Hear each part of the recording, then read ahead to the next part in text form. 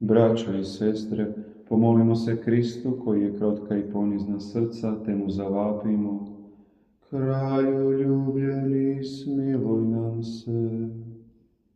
Isuse, u tebi prebiva sva punina božanstva, učini nas dionicima svoje božanske naravi. Kralju ljubljeni, smiluj nam se.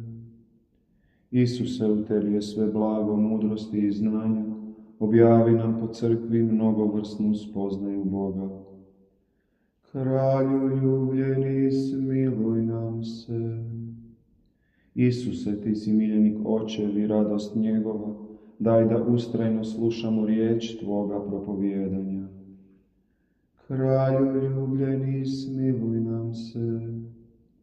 Isuse, od Tvoje punine svi mi primismo, daj nam u izobilju Očevu milost i istinu. Kralju ljubljeni, smiluj nam se.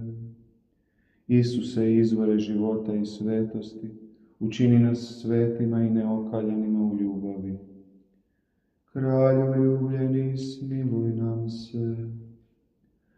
Oče naš, koji jesi na nebesima, sveti se ime Tvoje, dođi kraljevstvo Tvoje, budi volja Tvoja, kako na nebu, tako i na zemlji.